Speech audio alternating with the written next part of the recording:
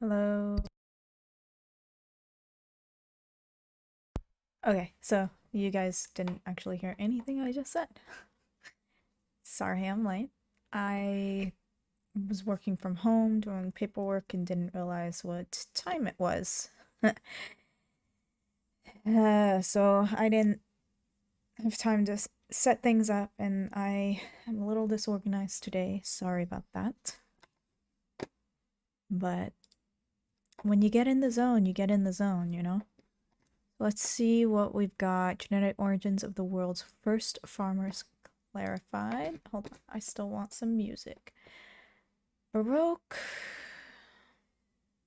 Yeah, I can do some Baroque. What's going on? There we go. Okay. Okay. Genetic origins of the world's first farmers clarified. Why not? Here's what the black hole. Nope. Let's go here.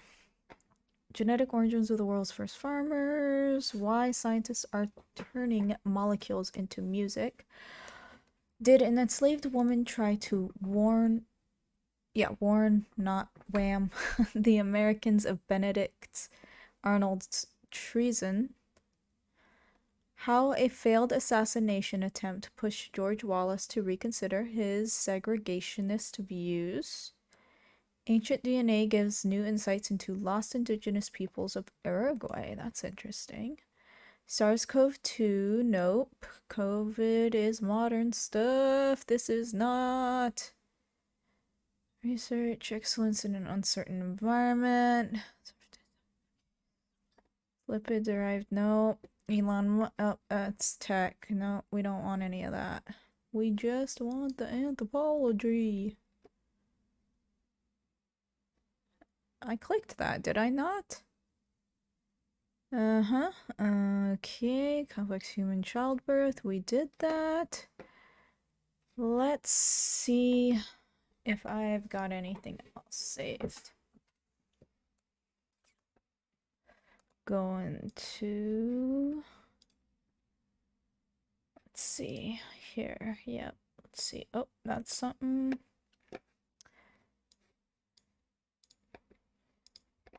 Okay, we'll do that. We'll go here.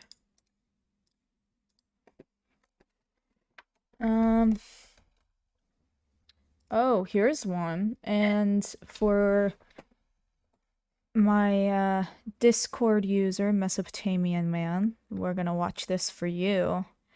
And it's funny because as soon as you stated that you wanted to cover this, Lee Berger did. So I figured we'd watch his video, see how it goes, and then if you want to discuss more, we can, I suppose. Thank you so much. Okay, yep. Nope. Okay. No. Just trying to see if there's anything. Why not? We'll do that. Okay, so we aren't going to have a lot, it looks like.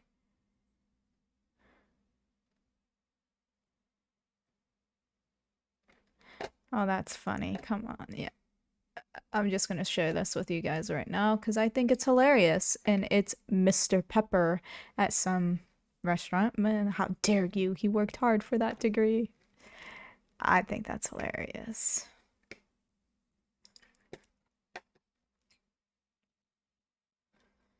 Alrighty.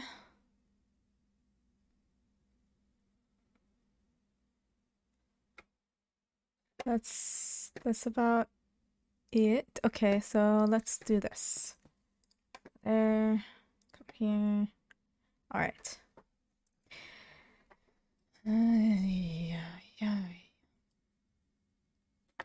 The genetic origins of the world's first farmers clarified.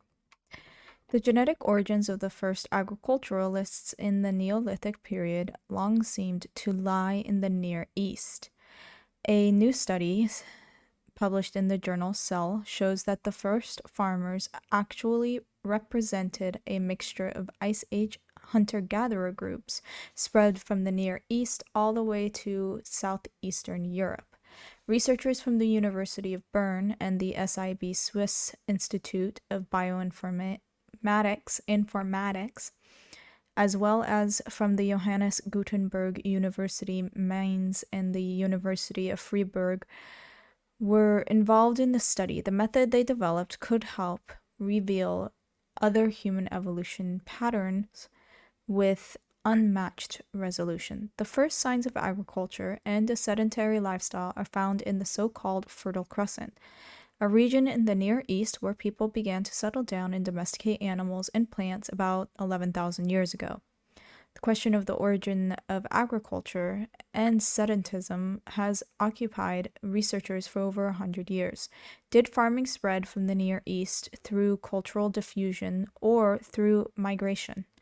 Genetic analysis of prehistoric skeletons so far supported the idea that Europe's first farmers were descended from hunter-gatherer populations in Anatolia. While that may well be the case, this new study shows that the Neolithic genetic origins cannot clearly be attributed to a single region.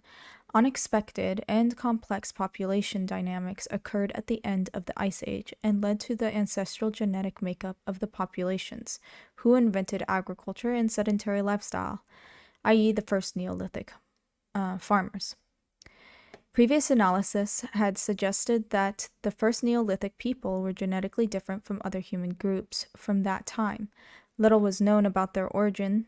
Nina Marchi, one of the study's first authors from the Institute of Ecology and Evolution at the University of Bern and SIB, says, quote, "We now find that the first farmers of Anatolia in Europe emerged from a population admixed between hunter-gatherers from Europe and the Near East." Okay, interesting. According to the authors, the mixing process started around 14,000 years ago, which was followed by a period of extreme genetic differentiation lasting several thousand years.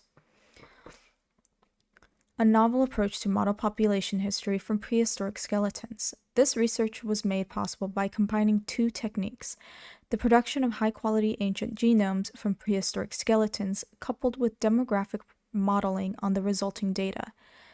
The research team coined the term demogenomic modeling. For this purpose, it is necessary to have genome data at the best possible quality so that the latest statistical genomic methods can reconstruct the subtle demographic processes of the last 30,000 years at high resolution.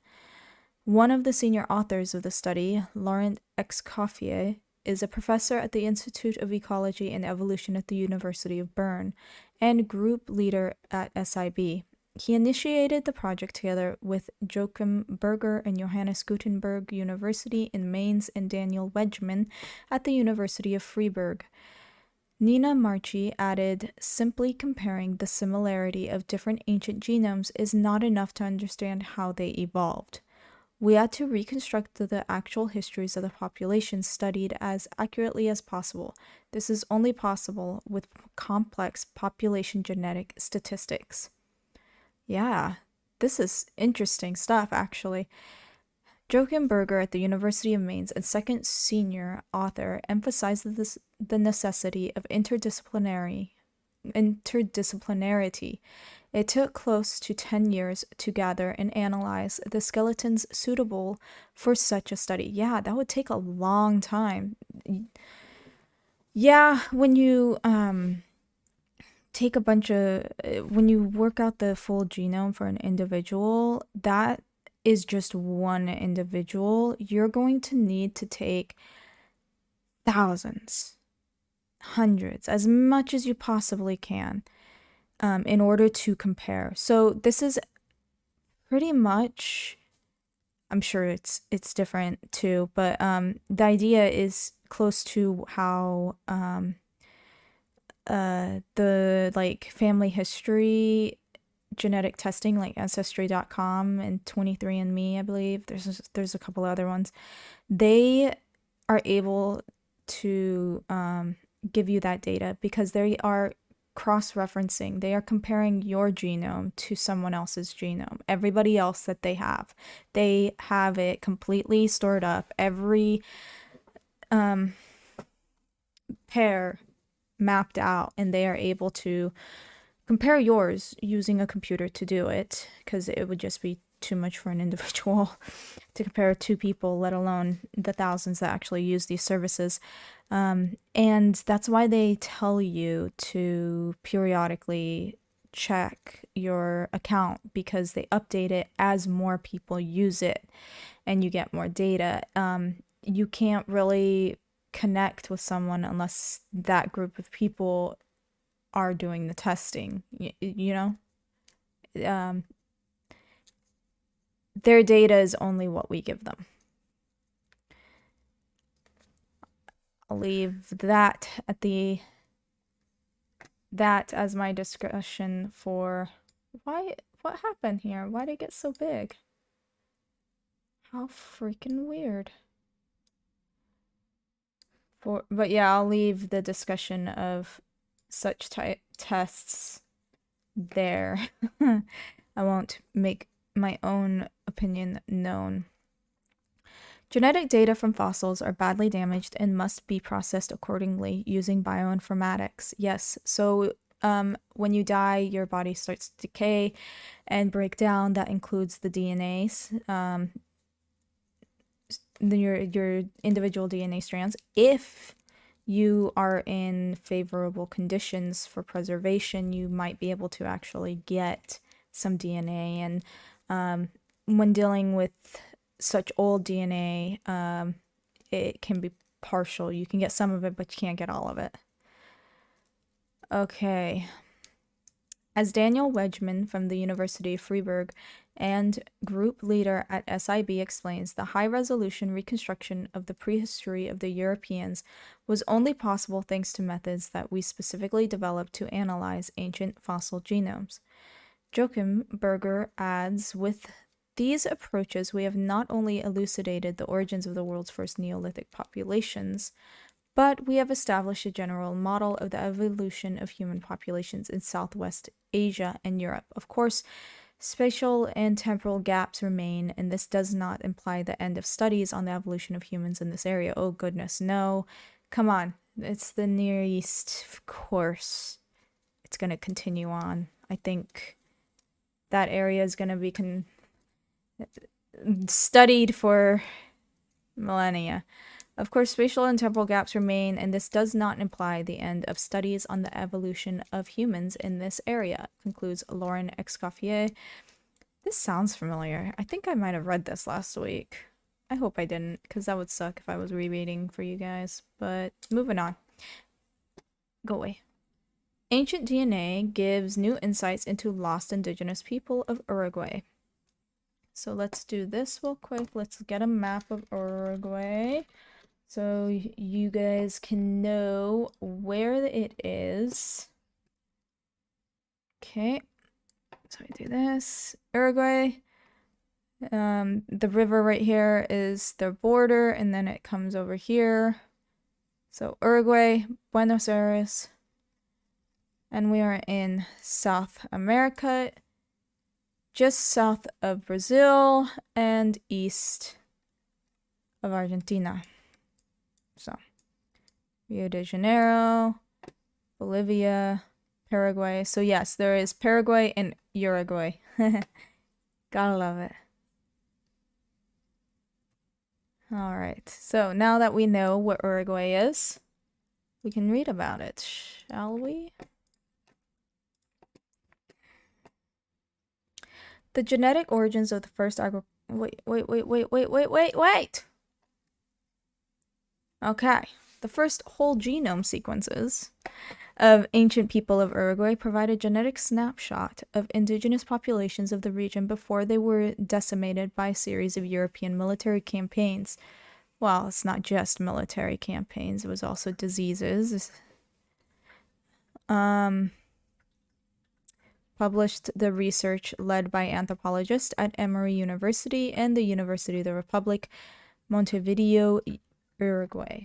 I mean, I've read things where the disease spread quicker than people actually traveled between tribes. So, like, tribes were dying, entire villages were dying from an illness brought to them by these people they had never seen.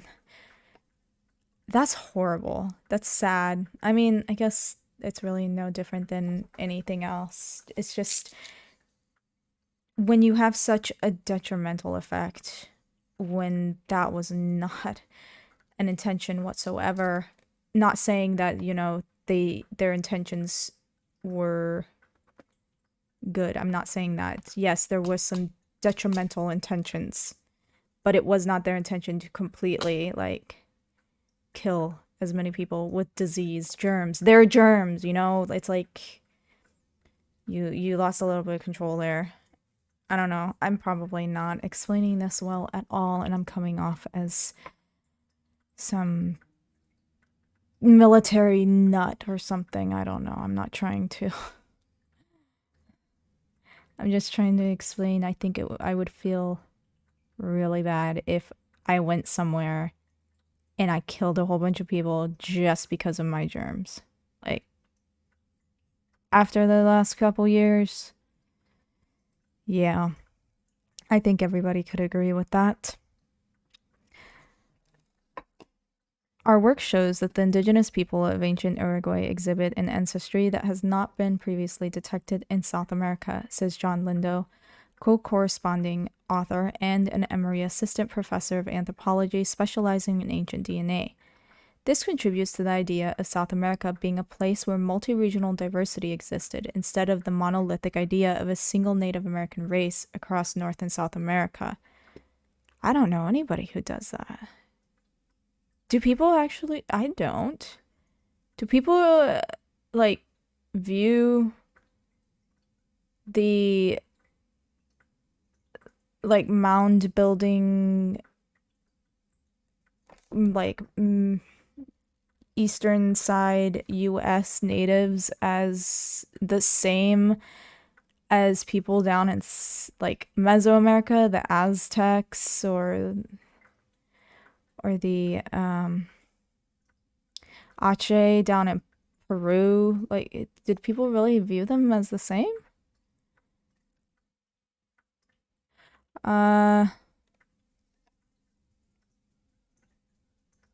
Analysis drew from a DNA sample of a man that dated back 800 years and another from a woman that went back 1500 years, both well before the 1492 arrival of Christopher Columbus in the Americas. The samples were collected from an archaeological site in eastern Uruguay by co-corresponding author Gonzalo Figueroa and biological anthropologist at the University of the Republic. The results of the analysis shows a surprising connection to ancient individuals from Panama, the land bridge that connects North and South America, and to eastern Brazil, but not to modern Amazonians. These findings support the theory proposed by some archaeologists of separate migrations into South America, including one that led to the Amazonian populations and another that led to the populations along the East Coast. Oh, okay, cool. So people came through, so we're up in North America. They came through North America, down, made their way eventually down to Panama Canal area, and then the first wave, they moved east towards the forests in the Amazon, and then another group ended up moving down at some point after. Could have been a few hundred years after, maybe 1,000, I don't know. And then they shied to the east, I think it said. Yeah, they snuck along the east coast. We've now provided genetic evidence that this theory may be correct, Lindo says. It runs counter to the theory of a single migration that split at the foot of the Andes. The archaeological evidence for human settlement of the area now known as Uruguay Located in the Atlantic coast south of Brazil, goes back more than 10,000 years. Oh. European colonizers made initial contact with the indigenous people of the region in the early 1500s. During the 1800s, the colonizers launched a series of military campaigns to exterminate the native peoples.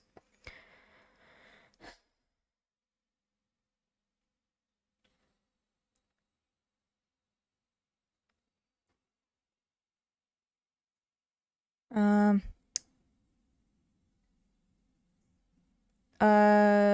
Culminating in what is known as the Massacre of Salsipuedes Creek in 1831, which targeted an ethnic group called the Charrua. Charrua.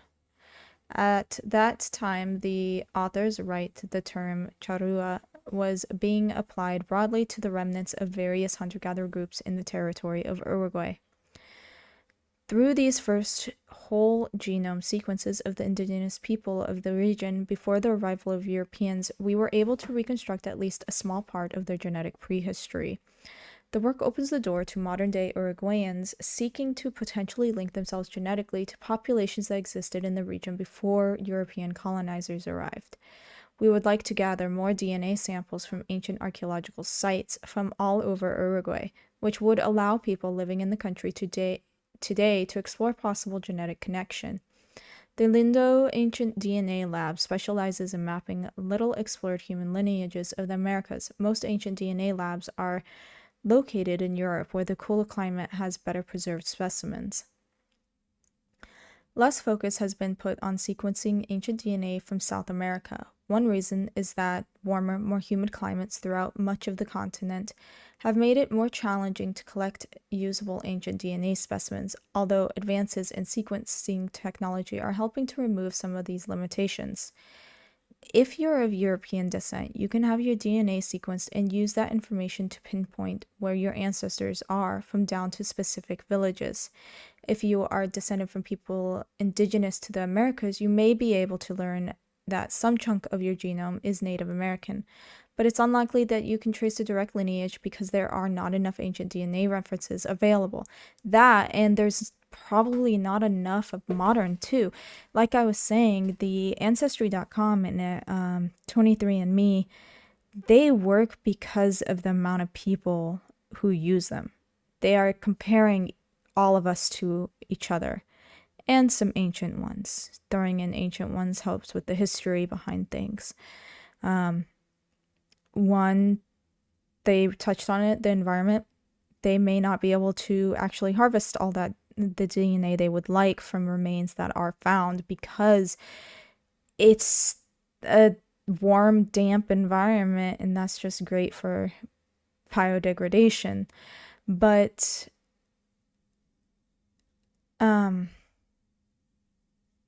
it's also about like people wanting to do it. And it's interesting, it seems like there is kind of a push down in South America for connecting your lineage more. It would make sense to me. A lot of Catholicism down there, and that's a big group that likes to track their lineage along with other basic Christian ones. But yeah. Further complicating the picture, he adds, is the massive disruption caused by the arrival of Europeans, given that many civilizations were destroyed and whole populations were killed.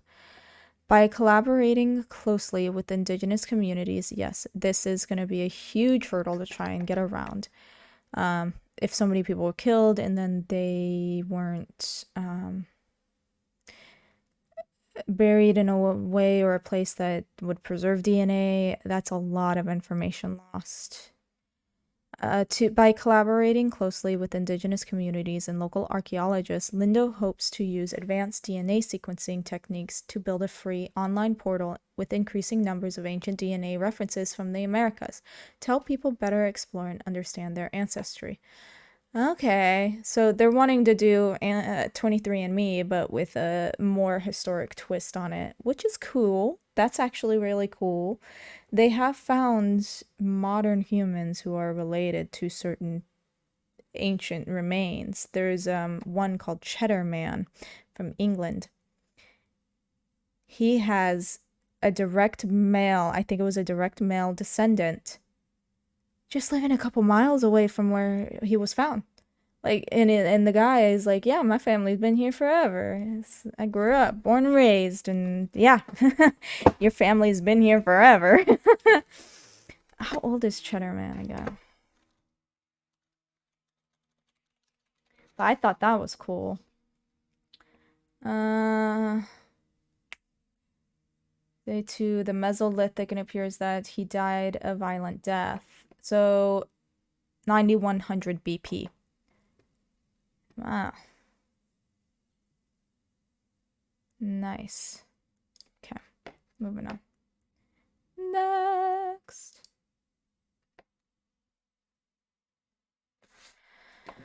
So that was cool. So I didn't really have many articles, and I did wholly plan on presenting Ardipithecus cadabra today, but that's not going to happen. I was caught so off guard by my work. I was just in the zone today that I forgot to edit. So yeah, that won't be playing this week. I guess I'll be doing it next week. But that will give me plenty of time to edit and maybe throw in some cool things. I don't know. Something. Anyways, so that's all the articles. Let's see what Twitter has. The evolution of the human pelvis. Ooh, changing adaptations to bipedalism, obstetrics, and thermoregulation. So, hold on, let's see, what's this say? We will read the abstract. We won't read the full article. Sound good? Yes. The fossil record of the human pelvis reveals the selective priorities acting on hominin anatomy at different points in our evolutionary history, during which mechanical requirements for locomotion, childbirth, and thermoregulation have often conflicted.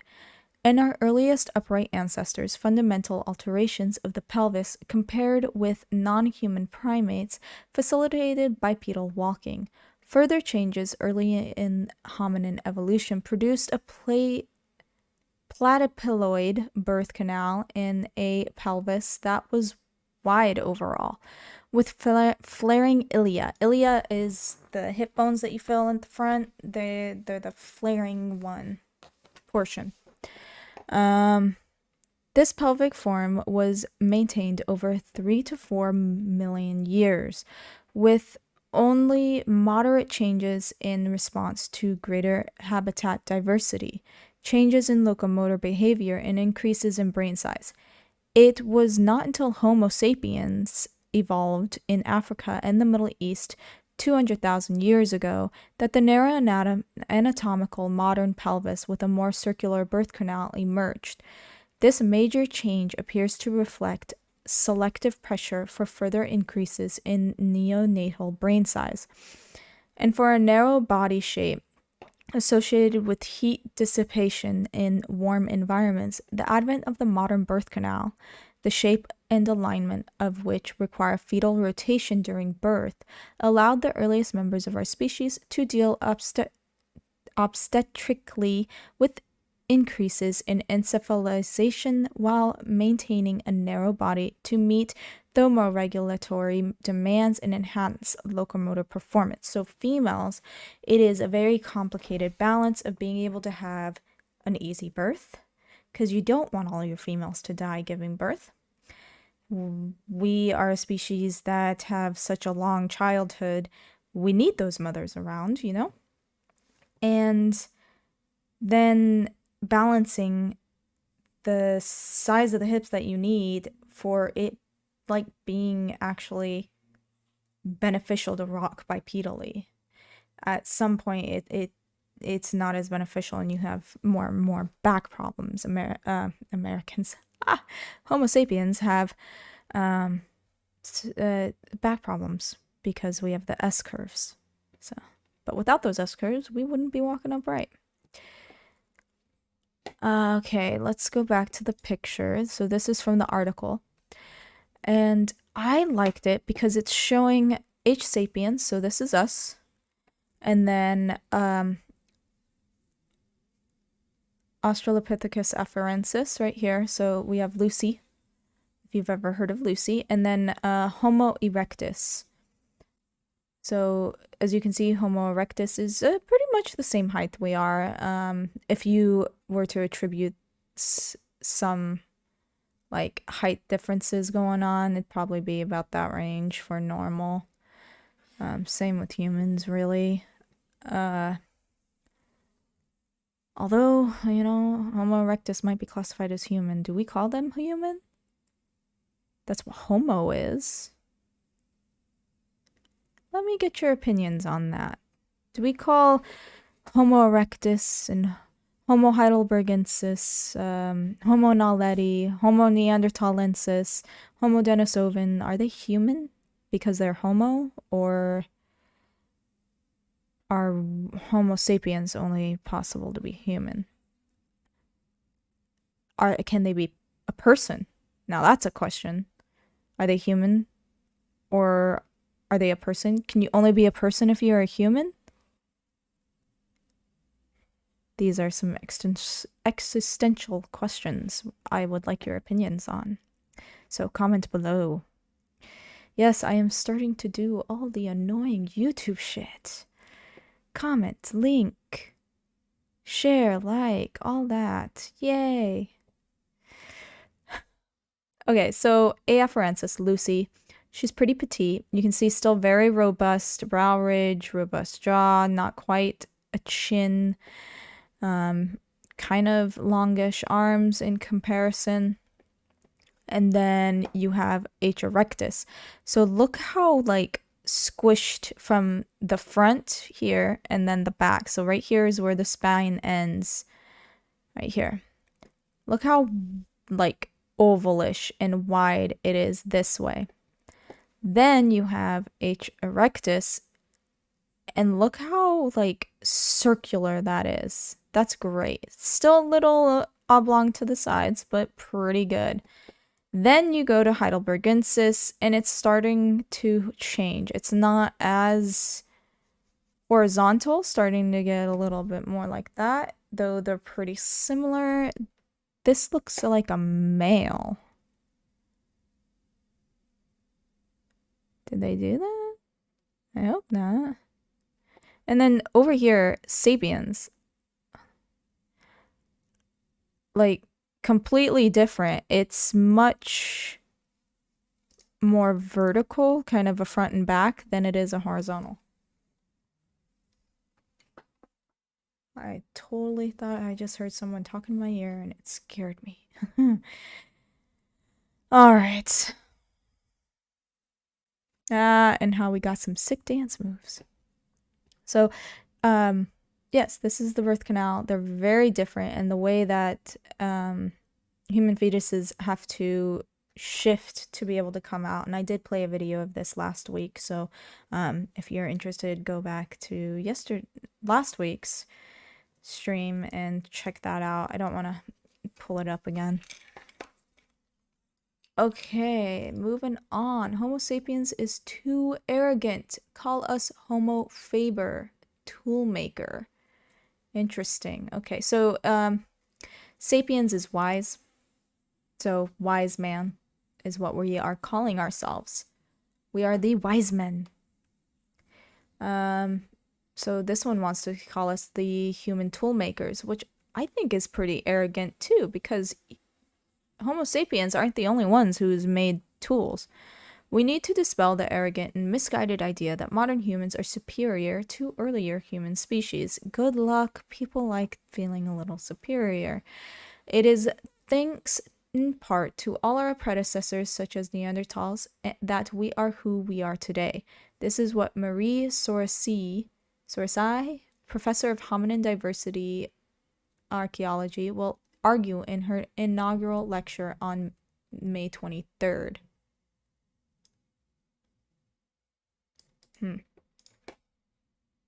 Okay.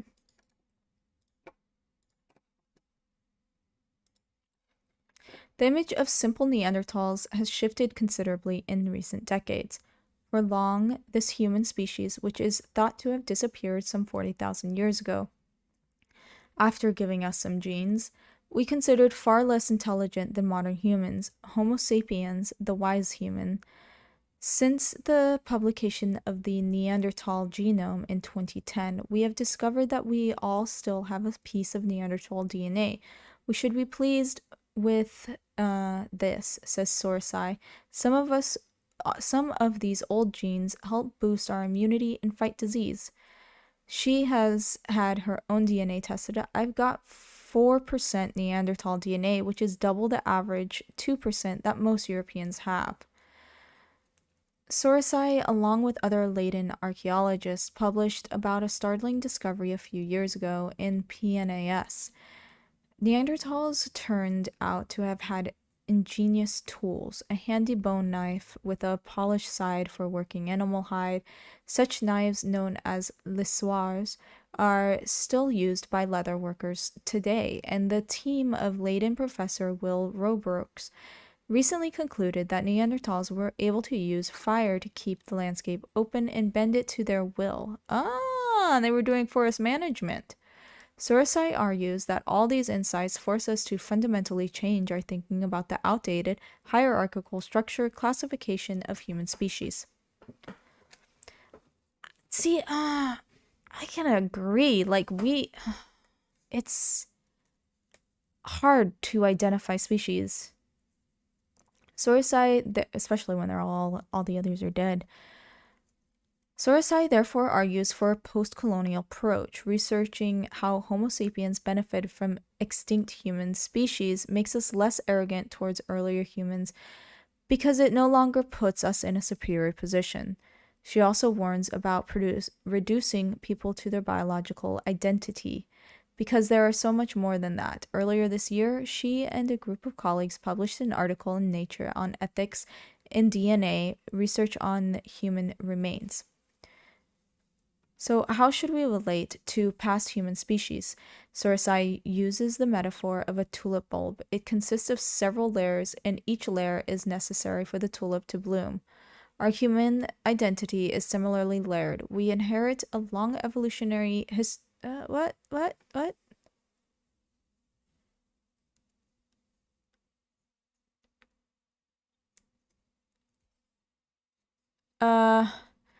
That has shaped who we are, and we build on the web that others have spun for us. Time to stop calling ourselves Homo sapiens.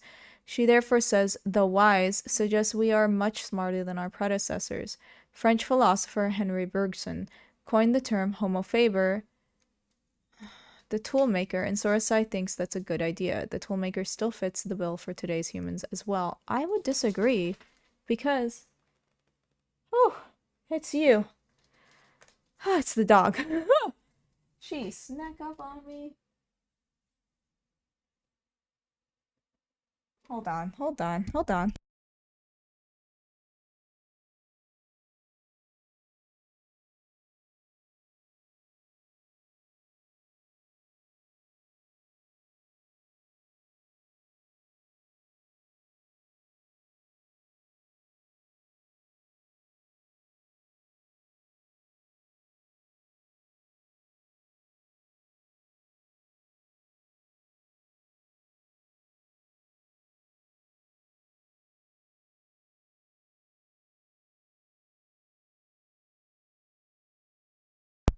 Okay, I'm back. Sorry. Dog was getting into something. Okay, I actually completely disagree. I don't think we should call ourselves the toolmaker. I understand how it might seem, but tool making is not unique to humans. Or Homo sapiens, I should say. I mean, orangutans use tools. They alter sticks to utilize them. Gorillas do it. Chimps do it. Many extinct species have done it, so I don't think calling ourselves the toolmaker is the right way. And it's kind of the same thing along the lines of, oh my gosh. what is it called? It's handyman. Oh my god, why is it why can I not? Oh well, whatever. I don't uh handyman. Um habilis. Homo habilis, handyman. It's kind of along the same lines there. Also, if you start changing what we call our species, I think we're going to confuse a lot of people. For one, I think we could definitely do with a makeover on our arrogance, basically. Um, but it really comes from the fact that a lot of this information was not around. Like 100 years. 100 years about is how much time we've had to get all of this information. And the technology has allowed us to in the past 30 years, you know? Like we're still learning about this. And yeah, it was a bit arrogant in the beginning to call ourselves Homo sapiens above others when others are actually a lot of species are named after the location they were found, which is a pretty good way to do it, I think. When you start playing with stuff like this, it kind of gets hard. Neanderthals were named after their location, but well, not all of their location, just where the first one was found. Yeah, I don't think we should go with messing around with what we call ourselves right now. I think we need to get a better handle on the what we classify ourselves as, what criteria we use to classify ourselves, as well as our extinct ancestors, and how we're going to classify them, because we cannot come to a consensus on it. It's not an easy task, and this is a very new field, really. If you bid up against other scientific fields, it's still pretty new, and our knowledge is pretty fresh still. So yeah, I think we need to do focus on some other things before we go try renaming ourselves in order to kind of take away our arrogance, I guess, to whatever. Okay, next. In the last few weeks, I've been inundated with questions about whether there is scientific evidence for giants, or more specifically, Nephilim. In addition, I've been sent pics of what people think are fossils of giants, so I'll try to answer the question. Yes, this Lee Berger is great. He's so active. I love it. Yeah, I had a Discord user. Shout out to you, Mesopotamian man, for bringing this up. And I figure if we can, this just happens to pop up. So I was like, great timing. Let's watch it. Let's see. Oh dear. We'll make it bigger.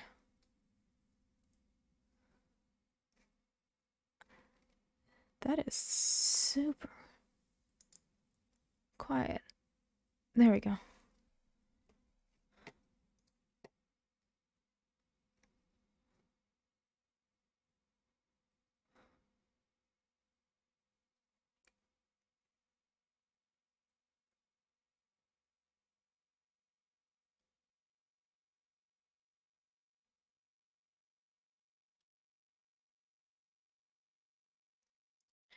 I get asked that. I also get asked about aliens a lot too.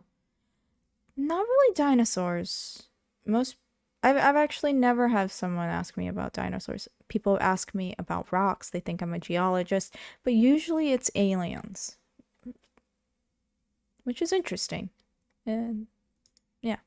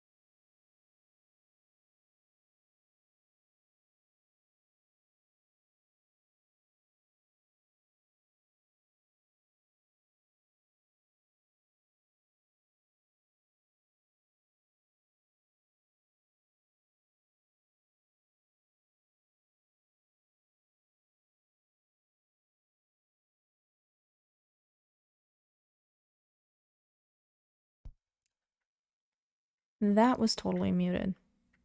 I was just saying I really don't like when people try to humiliate other people for just asking a question. You know, we gotta have open discussions here.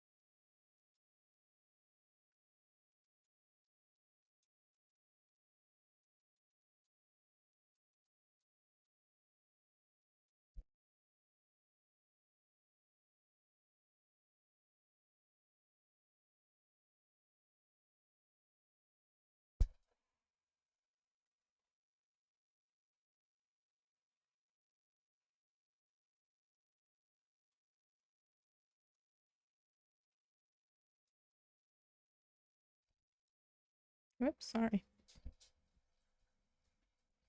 Mm-hmm.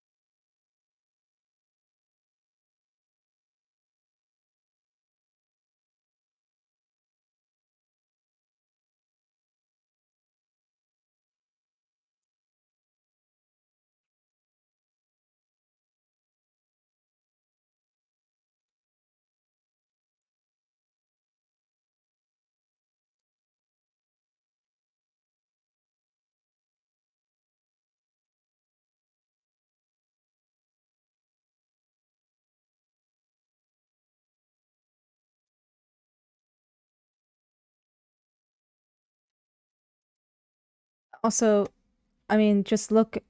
This is obviously photoshopped here. She's obviously photoshopped. It's much blurrier around her. The sediment is, so just, you know.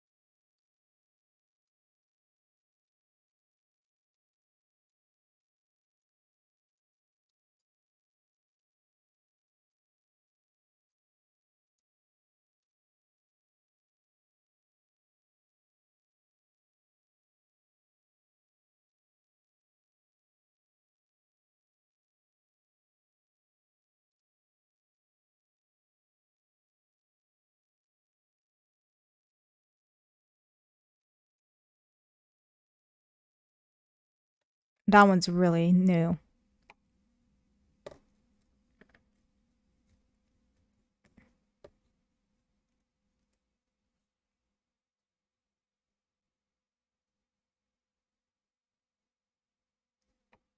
Thank you, Lee Burger. Wonderfully said. So, yes, we don't have physical evidence of something like this. And, you know, it would be really cool if we could find something like that, having a giant on Earth. I mean, the mythical stories alone on them is interesting, but yeah, we're not hiding anything, so anyways. I would give Lee Berger a follow on Twitter if you're interested. He's very active, very good with keeping up with videos and such, and I quite like him, quite like his work. Yeah. So I hope you don't mind me using your video on my stream, and if you do, let me know, and I won't do it again, but I really hope you don't mind so that we can just share the information. Anyways, that's really all I have for you guys today. I hope you enjoyed the stream. Sorry for not being able to do the Kadava stuff, but I will get to that next week. If you would like to have further discussions or, you know, watch documentaries or something like that, my Discord link is below. I try to stay relatively active there. We do watch movies and documentaries, and I do link all of my source material from the streams there. So if you wanted to follow up, easy to do so. I will see you guys next week, Tuesday o'clock, because that makes sense. Tuesday at 4 o'clock. Yeah. Have a wonderful week, everybody.